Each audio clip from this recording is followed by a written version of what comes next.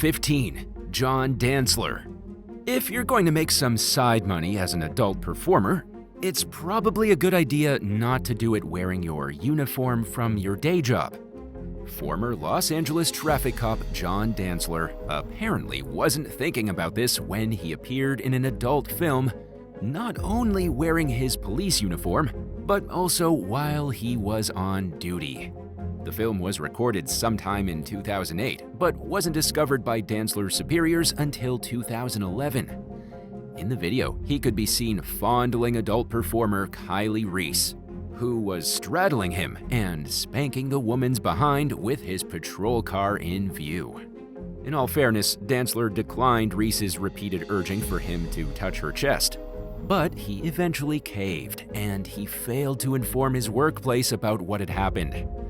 All things considered, the way he handled the situation looked really bad to his bosses.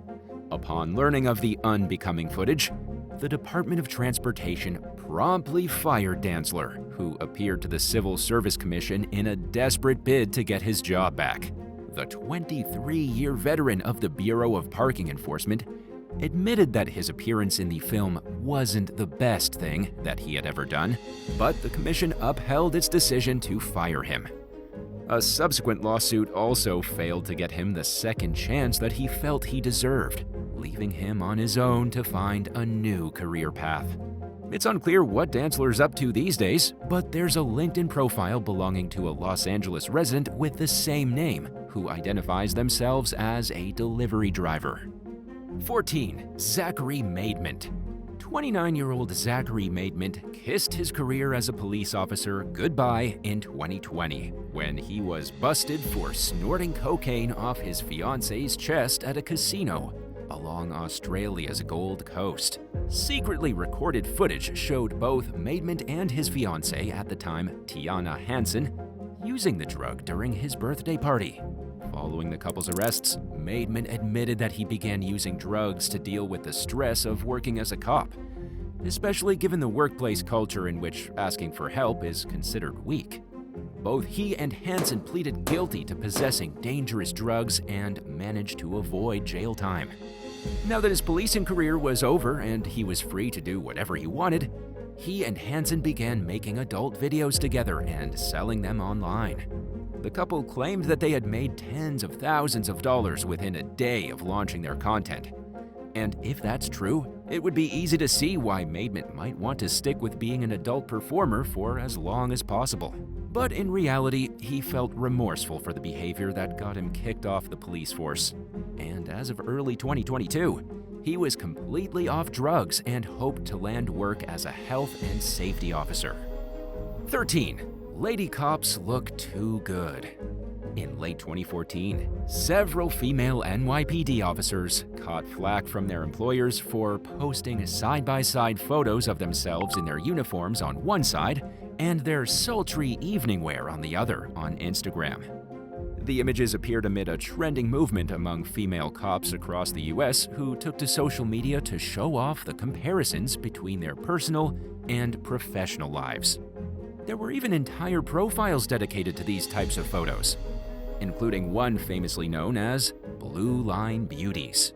At first glance, the photos really don't seem very provocative, and maybe they wouldn't be considered as inappropriate today as they were nearly a decade ago. But NYPD officials weren't as upset about the women's nighttime looks as they were about the fact that it's against department policy for an officer to post a photo of themselves in uniform. Well, unless it was taken at an official event. The agency also reserves the right to use an officer's social media content against them if they feel it goes against the NYPD's best interests. During the same year, there was another controversy stemming from NYPD officers posing next to their patrol cars for photos that they used in their dating profiles. Following the more recent Blue Line Beauties incident, agency officials confirmed that if officers wanted to post a photo of themselves in uniform outside an official ceremony on social media, they could only do so with permission from their superiors. 12. Colette Roust. A business owner in Lansing, Michigan, learned the hard way that it's sometimes a bad idea to hire someone with a history of stealing to handle money, even when that person is a friend.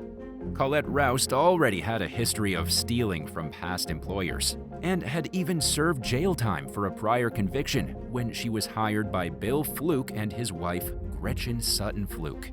The couple owned a company called Fluke Hearing Instrumentals. She wasn't the first person with a criminal record that the couple hired based on their philosophy that the person had learned their lesson and deserved a second chance. And for many years, the Flukes had only good things to say about their employees with past convictions. Little did the couple know, large amounts of money began disappearing from the company's funds after Colette was hired. It wasn't until 2017 that Gretchen began noticing major discrepancies and took a close enough look at the books to realize that it had possibly been going on since 2009. In some cases, the business wouldn't have enough money to cover payroll despite receiving deposits for tens of thousands of dollars the day before payday. Colette allegedly sent payments that were meant for the business to an account that didn't belong to the owners. As the company's bookkeeper, she had access to the Flukes' financial information. Speaking with local station WILX in 2023, Gretchen said that the missing money amounted to around $190,000 in 2016 alone. When the couple discovered obvious evidence that Colette was stealing from them, they didn't want to believe it. But the disappearing funds, along with an inaccurate tax return from 2016, made it impossible to deny that the employees' actions were deliberate. By the time the Flukes reported the theft to law enforcement, the damage had already been done. After working for years to build a profitable business from the ground up, they had lost almost everything. In early 2024, Colette was arrested for her crimes and was convicted of embezzlement.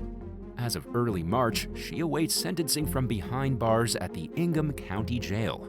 Unfortunately, though, it's unlikely that the Flukes will get back all the money they lost. In order to save themselves from financial ruin, they were forced to sell their business, cars, vacation home, and even Gretchen's wedding ring. Describing embezzlement as an addiction, prosecutor John DeWayne told WILX that even when an embezzler is sentenced to prison time, financial justice is another story. This is especially true since the thief is unable to make money to pay restitution while serving time behind bars. The Flukes went public with their hard-learned lesson in hopes of preventing other business owners from making the same well-intentioned mistake of being overly trusting. In the meantime, they're doing everything in their power to rebuild their lives from scratch while hoping they achieve enough stability to support themselves as they age. 11. Victor Manuel Roa. The thought of an American government official acting as a double agent for Cuba sounds like something straight out of the Cold War. But it's still happening today, as the arrest of American career diplomat Victor Manuel Roa recently proved. Roa began sharing intelligence with Cuban officials back in 1981, the very same year he became a consular officer for the U.S. Foreign Service. According to the FBI, he both provided information to the Cubans and relayed false information to his American superiors. He continued working for the Cubans even after he left the Department of State for a career in the private sphere in 2002. And in recent years, the FBI received tips that he was working as a foreign agent. In late 2022, an undercover FBI agent contacted Roa on WhatsApp pretending to be a Cuban intelligence operative named Miguel. Roa took the bait and met up with the undercover in Miami the very next day. During his drive to the meeting place, he took measures to ensure that he wasn't being followed, reflecting his prior experience in counter-surveillance techniques. Unaware that he was being recorded, Roa admitted to the undercover agent that he had purposely taken an unconventional route to the location, adding, "It's what I've always been told to do." It was clear that he took great pride in his role as a Cuban mole. He also admitted that he had created a more or less fake persona and backstory to his life in order to avoid raising suspicions that he was anything other than a loyal American citizen. Roa took a deep dive into the taxing and challenging aspects of his role, reflecting on the sacrifices and unwavering discipline it demanded during the 4 decades he dedicated to it. the crooked former diplomat met up with the undercover agent 2 more times. During each meeting, he bragged about how proud he was for helping the Cuban Revolution, and even went as far as describing America as the enemy. Shortly after the 3rd meeting, Roca consented to a voluntary interview with diplomatic security service agents. He denied meeting with Miguel, but his attempt to play dumb didn't last very long before one of the agents showed him a photo they'd captured of him and the undercover FBI agent sitting together. Roca now claimed that Miguel had approached him, but only one time. When the agents confronted him with information from the 2nd and 3rd meetings, he decided to end the interview and stopped talking. By then, it was too late to avoid answering to the law. He was busted and would now face long overdue justice for more than 4 decades of spying for Cuba, describing the case as one of the highest-reaching and longest-lasting infiltrations of the U.S. government by a foreign agent.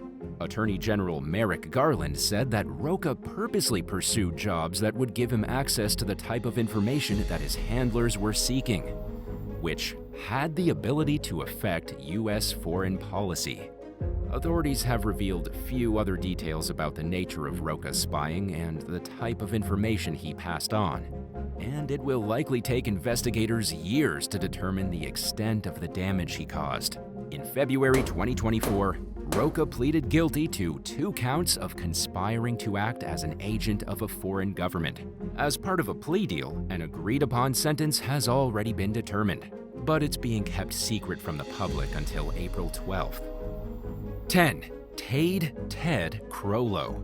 In a shocking video that gained worldwide airplay in 2023, an angry Australian developer went on a rampage in an excavator outside a family-owned warehouse in Melbourne. The footage showed the massive machine barreling through a gate surrounding the warehouse parking lot, smashing and overturning multiple vehicles, and breaking a water line in the ground. Later identified as 56-year-old Tade Ted KOLO, the suspect was reportedly angry because he once owned the warehouse and felt that the new owners owed him money for construction he'd performed on the property. The warehouse owners denied this, and Ted was unwilling to talk on camera to journalists who asked for his side of the story. This wasn't Ted's first brush with the authorities either. Back in 2006, he was banned from running a company for 3 years. And it's not Ted's customers who owed him money, but the other way around. According to one business owner who told A Current Affair that he had been trying to chase down a payment from Ted for years. Ted was charged with criminal damage, which he pleaded guilty to in early 2024.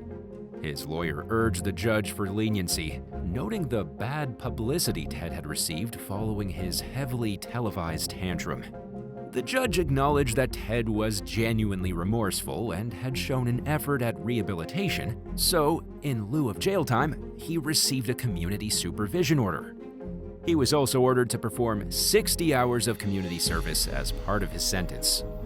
A reporter from A Current Affair was inside the courtroom for Ted's sentencing hearing and made a last-ditch attempt to talk to him after the proceeding was over. But Ted made it clear that he didn't want to talk by bolting through a nearby shopping center and hiding inside a bank. 9. Welden Al Finley.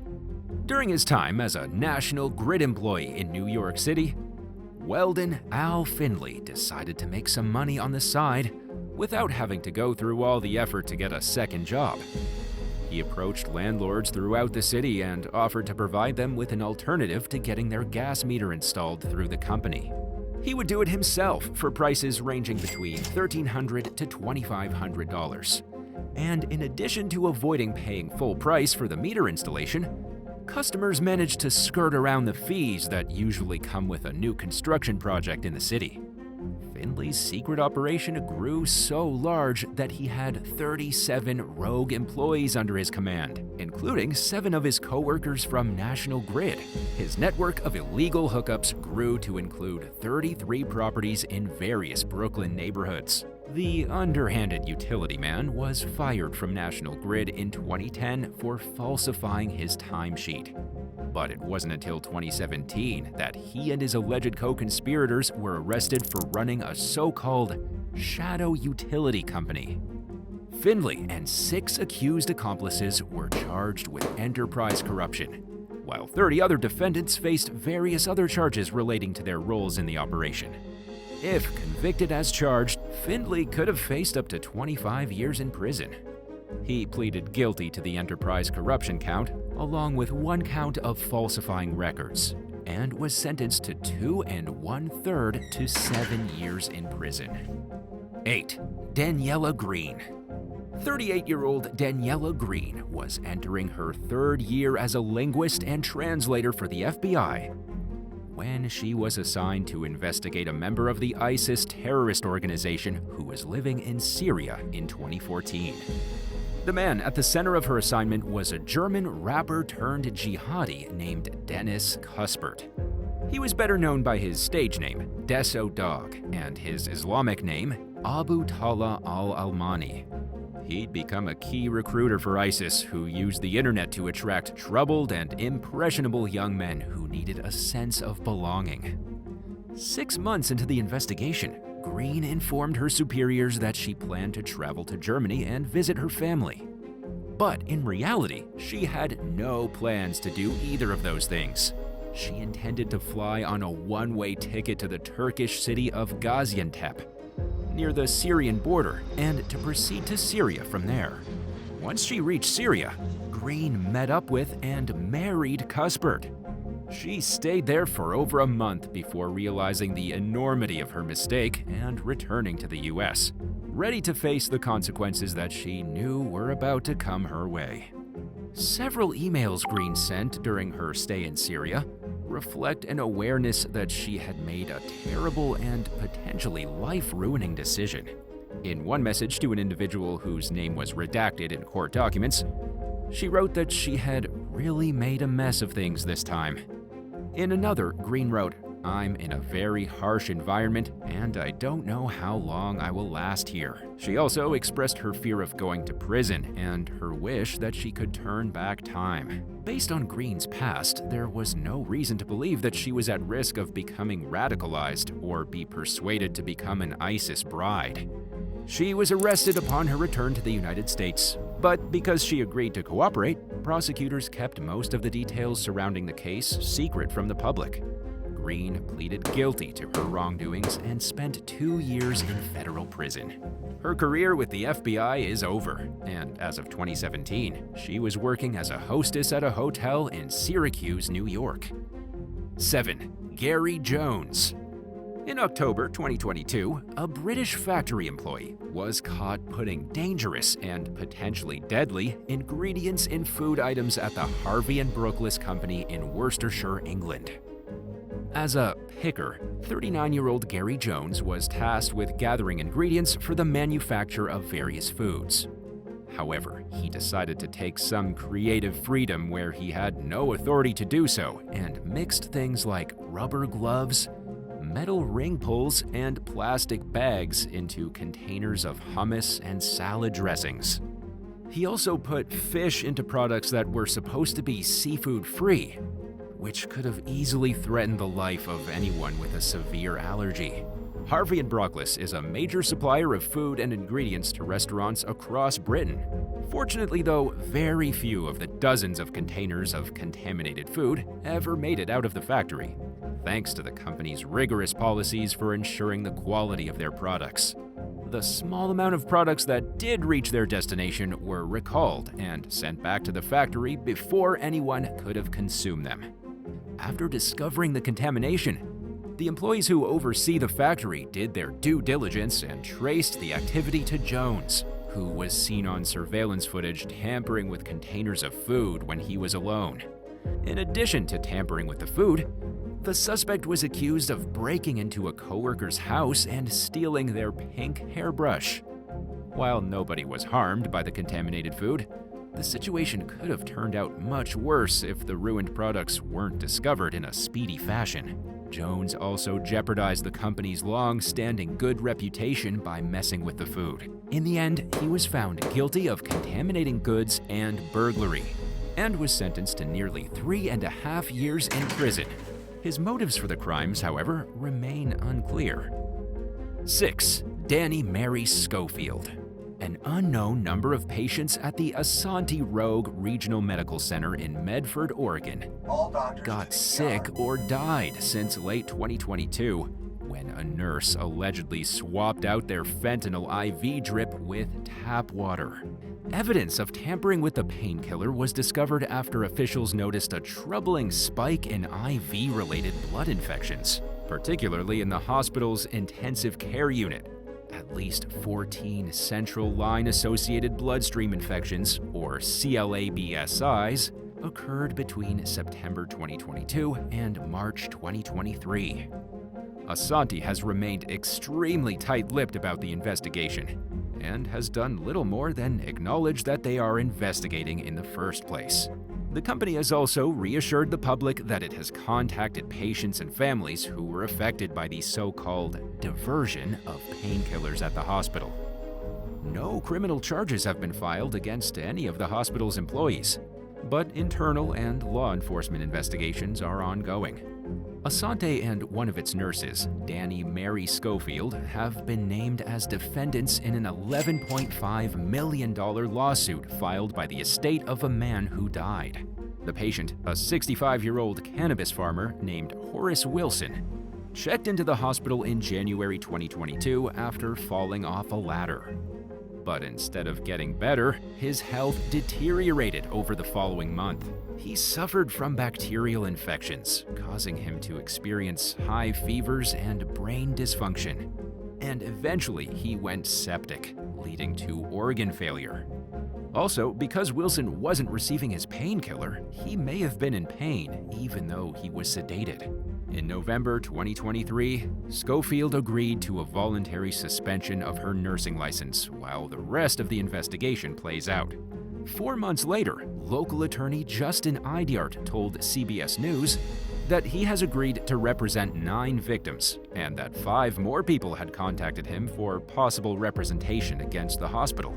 He claimed that Scoffield treated all the patients he's representing and has been in touch.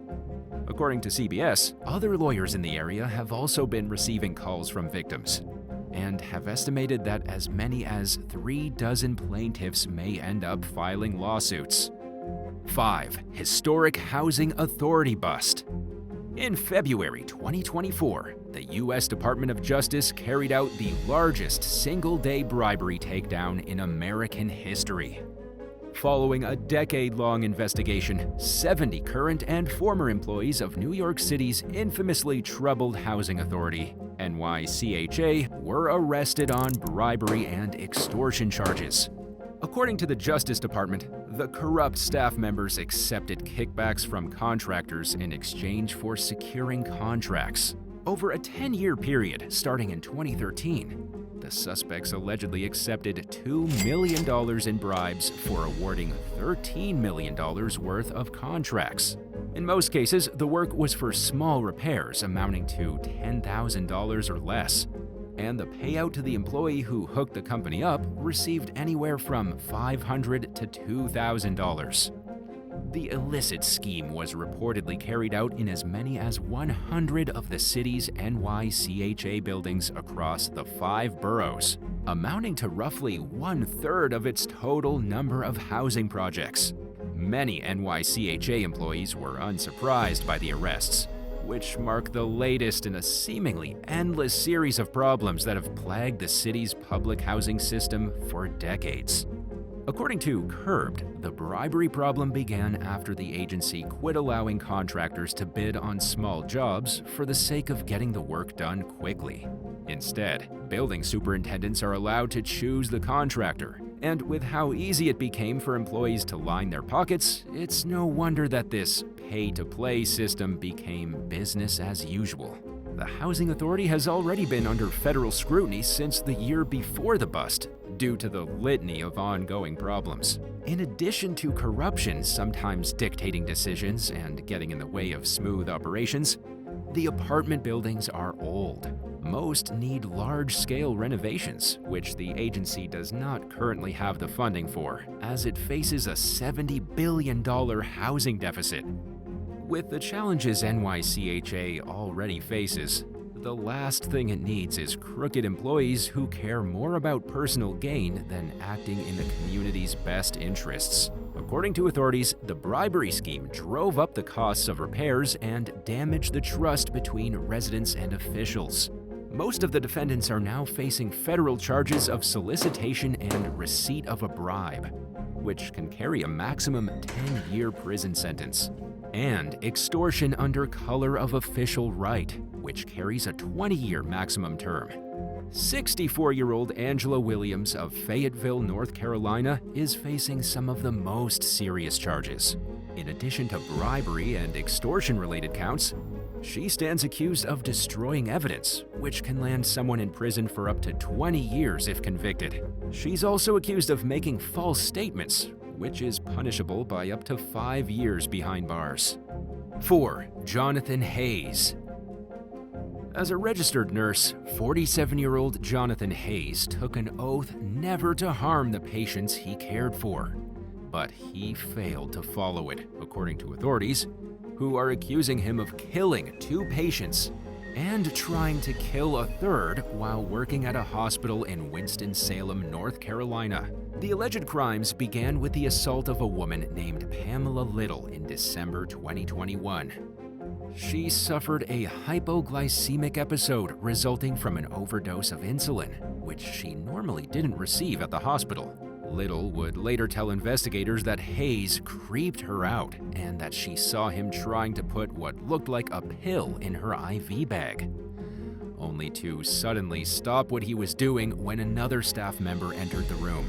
In early January 2022, Gwen Crawford died in the intensive care unit during a hypoglycemic episode after receiving over 100 units of insulin. She was given the high dose, despite records showing that her blood sugar levels were normal at the time, and that she hadn't needed insulin since receiving it nearly a week earlier. Surveillance footage showed Hayes taking a large amount of insulin from the medication room. When questioned about it, he allegedly claimed that he had wasted a vial by accidentally throwing it away. It made no logical sense for any nurse to truly believe that Gwen had needed such a high dose, and he signed a statement claiming that he may have given her the insulin by accident. In late January, a patient named Vicky Lingerfeld suffered a hypoglycemic episode. Like Gwen Crawford, she received over 100 units of insulin, which she was not supposed to receive because she was not diabetic. She passed away 6 days later. The episode occurred when Vicky's primary nurse was at lunch, and investigators were later able to verify that the patient interacted with Hayes that day. They were also able to prove that Hayes took a large amount of insulin from the medication room and that he pulled Vicky's chart, which he had no reason to do. His excessive use eventually caught the attention of hospital officials and law enforcement. An investigation found that Hayes doled out more insulin than any other employee at the hospital, and that he dispensed it at 7 times the facility average. There were also issues with his record keeping, including instances where he improperly documented the use of insulin. The records also showed that Hayes knew how to properly document the medication, suggesting that he was fully aware that some of his entries were inaccurate. During questioning, Hayes reportedly denied having any memory of giving insulin to Gwen Crawford. He added a disturbing comment that the patient was very sick and needed to go, only to clarify that he supposedly meant that Crawford needed to go to the ICU. Hayes also claimed that he didn't know that he needed to document the insulin in a specific way, despite demonstrating in past records that he was well aware of the record-keeping protocols. The diabolical healthcare worker also denied injecting Vicky Lingerfeld with insulin. He went so far as to blame the woman's sister for the incident and implied that he believed he was only being targeted because the victims' families needed someone to blame. In addition to the allegations of murder, Hayes has a plethora of inappropriate patient photos on his phone. including a photo of a deceased patient and an image of a man's privates that appeared to have been taken without his knowledge or consent. To solidify the case against Hayes, law enforcement exhumed Crawford and Lingerfeld's bodies and had new autopsies performed. Their deaths were reclassified as homicides, and Hayes is now facing 2 counts of murder and 1 count of attempted murder. He's currently being held without bond at the Forsyth County Jail as he awaits trial. 3. Nedra Shannon. When someone's mail disappears, their first instinct is usually to assume that it got lost among the countless number of letters the Postal Service deals with every single day, was delivered to the wrong place, or that it was perhaps stolen by a civilian. But sometimes a rogue postal worker is to blame, and as a recent case out of North Carolina proves, even just one bad employee can do a lot of damage. Over a period of more than 2 years beginning in March 2021, 29-year-old Nedra Shannon allegedly stole $24 million worth of checks while working at a mail processing center in Charlotte.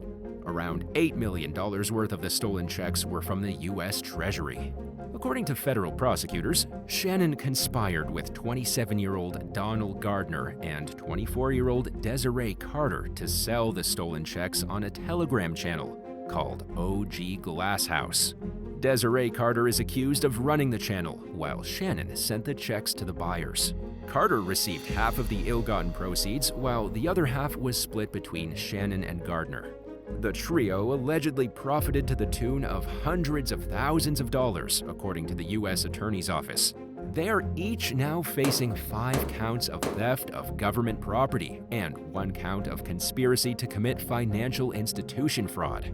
If convicted of the conspiracy charge alone, the defendants could all face up to 30 years in prison, while each theft count carries a maximum sentence of 10 years. 2. Joshua James Penet. In late November 2023, the owner of a transport company in Statesville, North Carolina, called the police and asked them to look for a missing prisoner transport van. The van's driver, 21-year-old Joshua James Penet, had allegedly driven off course and was refusing to return the vehicle after texting his boss and saying he quit. He was accompanied by a coworker and 4 inmates bound for Florida. But authorities say Penet refused to transport them. Based on Penet's conduct, it was questionable whether he would cooperate with law enforcement. Luckily, Iredell County deputies managed to pull him over without incident in Hickory, where he was taken into custody on suspicion of 5 counts of felony second-degree kidnapping and felony larceny by an employee. The inmates were turned over to other employees who got them where they needed to go, while Penet was booked into custody at the Iredell County Jail, where he remains as he awaits a resolution to his case. And now for number 1. But if you want to hear more bizarre and crazy stories, stay tuned after the video for some more content. 1. Stephen Brandenburg. Just like pretty much everything else revolving around COVID-19, opinions surrounding the vaccine were, and still are, deeply divided among Americans. One Wisconsin pharmacist was accused of bringing his disapproval of the vaccine into the workplace by purposely destroying nearly 600 doses of the shot at an Aurora Medical Center in Grafton. According to court documents, 46-year-old Stephen Brandenburg of Ozaukee County left the Moderna vaccines sitting at room temperature for 12 hours, possibly rendering them useless. An estimated 57 patients received the unrefrigerated vaccine, and it wasn't immediately clear whether they were suffering or could expect to suffer adverse effects, or if the vaccine had been rendered ineffective. Federal prosecutors depicted Brandenburg as a conspiracy theorist who believed that the vaccine would mutate people's DNA. He allegedly admitted that he was skeptical of vaccines in general, but that he was especially untrusting of the COVID-19 vaccine. He was reportedly going through a divorce when he was accused of tampering with the shots and lost access to his children due to the controversy. Brandenburg was arrested on New Year's Eve in 2020. Then, less than 6 weeks later, He pleaded guilty to 2 misdemeanor charges of attempting to tamper with a consumer product. In June of 2021, the rogue pharmacist was sentenced to 3 years in federal prison, followed by 3 years of supervised release. He was also ordered to pay over $83,000 in restitution. 11. Charles Cullen.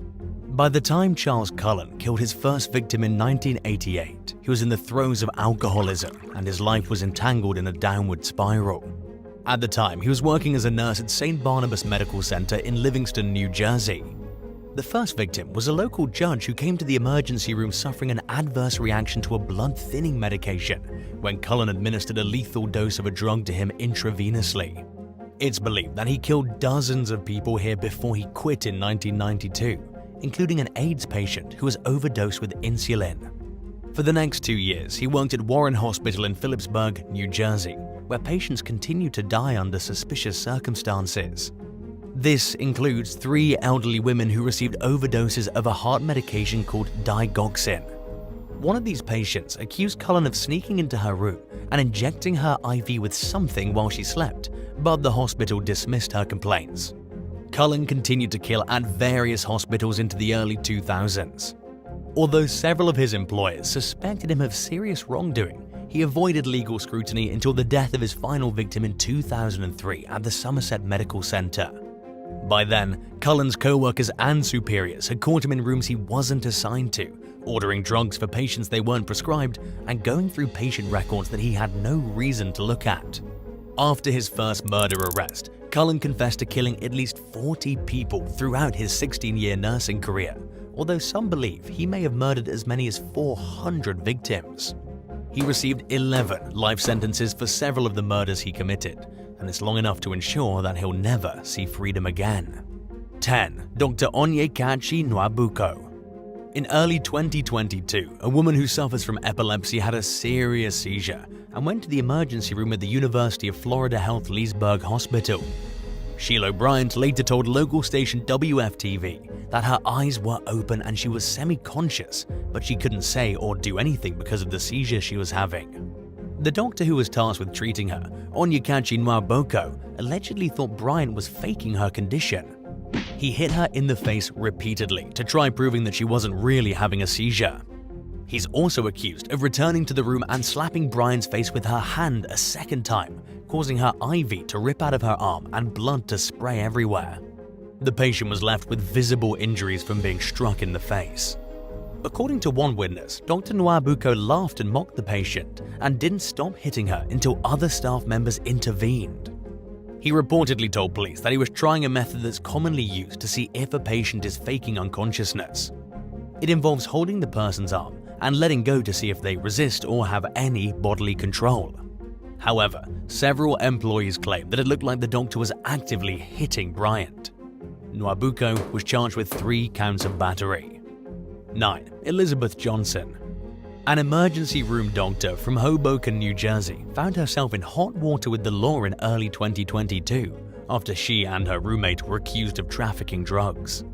38-year-old Elizabeth Johnson and 31-year-old Sergei Corporan fell under investigation when Corporan sold more than 150 grams of cocaine to undercover cops in several transactions.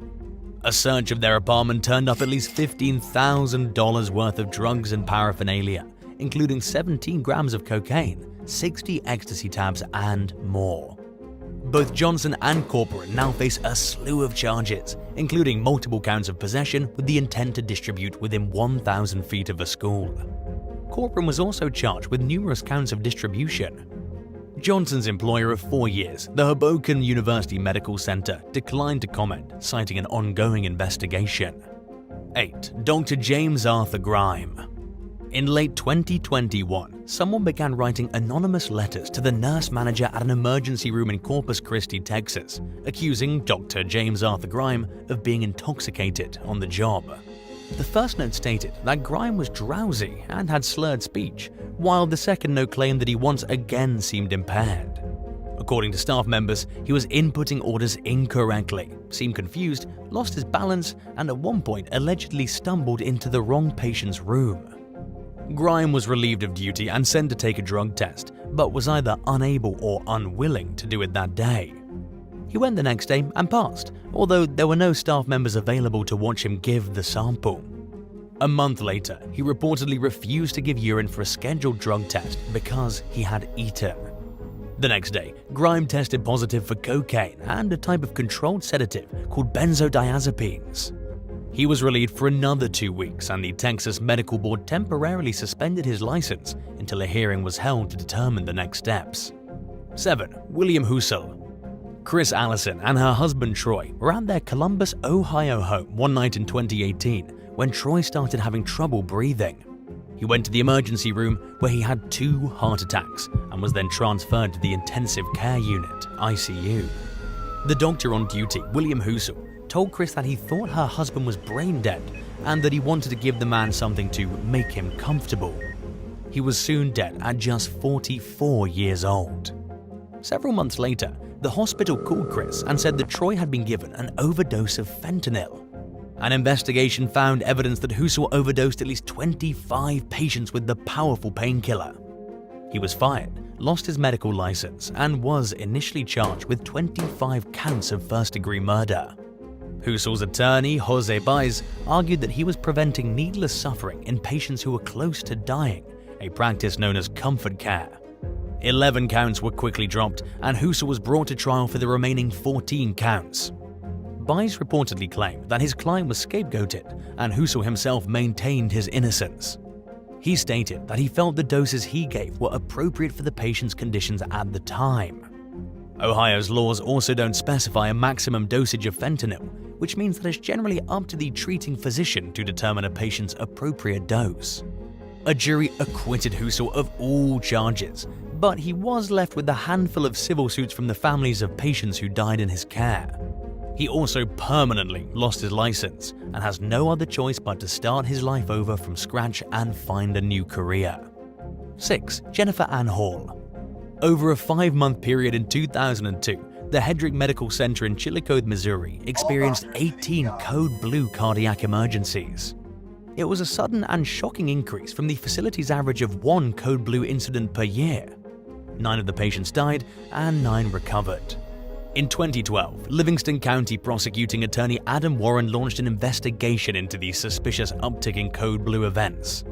10 years later in 2022, authorities charged former respiratory therapist Jennifer Ann Hall with murder for the death of a 75-year-old patient named Fern Franco.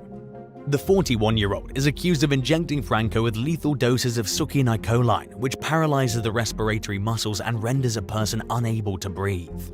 Hall also allegedly administered a deadly amount of morphine to the victim. The prosecutor has yet to reveal a motive or whether Hall will face charges in any of the other suspicious deaths that occurred during her employment at the hospital. In the meantime, Hall's attorney, Matt O'Connor, argued that his client didn't have access to the drugs that killed Franco. He claimed that Hall is being scapegoated based on criminal allegations from before she worked at Hedrick Medical Center, including an arson charge for a fire that happened at another hospital in 2001. However, Hall was eventually cleared of that charge. 5. Triple threat. After a 25-year-old mentally impaired man struck a female employee at the South Florida State Hospital in Pembroke Pines in 2014, he was subjected to a brutal assault at the hands of 3 employees. The trio initially took control of the patient to protect the woman he hit, but they allegedly took things too far as soon as the nurses left the area. 54-year-old Mark Anthony Hansen, 47-year-old Osagboro Khalid Samim, and 34-year-old Ramondo Dean Ivy were accused of kicking the man in the head, beating him with a broomstick, and spraying cleaner in his eyes and face. Surveillance footage showed the workers going in and out of the room where the patient was being held. In the video, Ivy can be seen entering the room with an intact broomstick and leaving with it broken in half. Later on, the victim stumbled down the hall while leaning against the wall for support and holding what looked like a bloody towel. A medical report revealed that he had a fractured nose, swollen ears, and scratches on his face and head. According to investigators, the man suffered from schizophrenia and some other issues. The Florida Department of Children and Families got involved and concluded its investigation 2 months later. 2 years later, in 2016, the 3 suspects were all charged with abusing a disabled adult. By then, they were no longer employed at the hospital, and the outcomes of the cases are unclear. 4. Jamie Lynn Patton. A patient who was considered dangerous escaped from a secure ward at Broughton State Mental Hospital in Morganton, North Carolina in 2019. After the incident, authorities quickly began to suspect healthcare technician Jamie Lynn Patton of helping him flee. Other employees had reportedly noticed Patton's unusually friendly relationship with the patient, Joey Clips, and they thought that she'd gotten inappropriately close with him. A judge had placed Clips in the hospital after a mental evaluation found him incompetent to stand trial for charges stemming from a police chase in 2018. He was accused of ramming his car into several police vehicles and was charged with assault with a deadly weapon. Detectives obtained a warrant to search Patton's phone and vehicle for evidence related to Clips' escape. They found that she called a payphone in the hospital several times before Clips fled, and there were various calls to a local motel where Patton and Clips stayed together for 3 nights after he escaped. A motel employee told local station WSOC-TV that the pair seemed pretty normal and that he would have kicked them out if they caused any sort of disturbance. He also said that the staff had no idea that the couple was wanted. Patton was charged with harboring a fugitive and fired from her job, and Clips was apprehended in Virginia. 3. Aisha Basharat. Just minutes after an 83-year-old woman passed away at Heartlands Hospital in Birmingham, England in 2021, a healthcare assistant took her bank card and used it at a vending machine. 23-year-old Aisha Basharat could be seen buying several dollars worth of snacks on surveillance footage. She used the card again later that day and then tried to use it 4 days later when she returned to work, but the deceased patient's family had cancelled it by then. Aisha still had the card in her possession when she was arrested at work. She allegedly claimed that she'd found the card and said that she'd gotten it mixed up with her own card. However, that was hard to believe since the two cards looked a lot different from one another. Even if her story about finding the card were true, the young woman had breached the hospital's policies on how to handle lost patient property. Basharat pled guilty to theft and fraud by false representation and received 2 suspended 5-month jail sentences. Speaking to the press, Detective Constable Andrew Snowden described how the victim's loved ones were distressed to discover her bank card missing while they were trying to come to terms with her death. 2. Welden Al Finley. On the afternoon of July 18, 2022, police received a call about an alleged bomb threat at Hudson Regional Hospital in Secaucus, New Jersey. While investigating, they found an arsenal of weapons inside an office closet, including 27 rifles and shotguns, 11 handguns, at least 1 semi-automatic assault rifle, and 14 rounds of ammunition. A few weeks later, authorities arrested 46-year-old Welden Al Finley at Newark Liberty International Airport.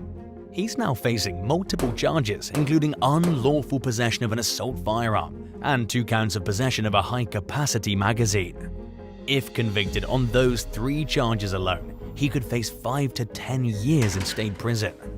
The hospital where the weapon stash was found is located just a few miles from New York City. Following Al Finley's arrest, Secaucus Police Chief Dennis Miller mentioned how the guns pose a risk to public safety, especially considering where they were hidden. He didn't specify how the suspect acquired the weapons or how he got them into the hospital. 1. Crystal Huel.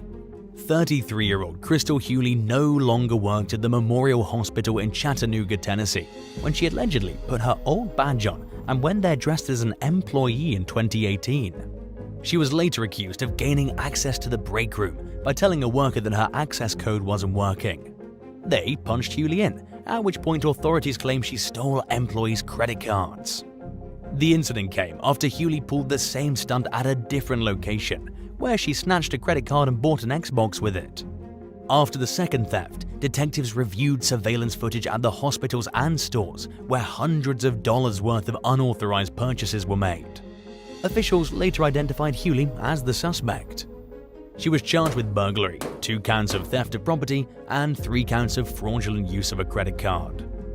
Would you rather be blamed for the actions of a coworker who can't seem to keep their personal and professional lives separate, or work for an employer who fails to impose any discipline against employees who cross the line in this manner? Let us know what you think in the comments down below. And if you enjoyed this video, be sure to leave a like and subscribe to the channel. Thank you so much for watching, and we'll see you in the next one. Bye.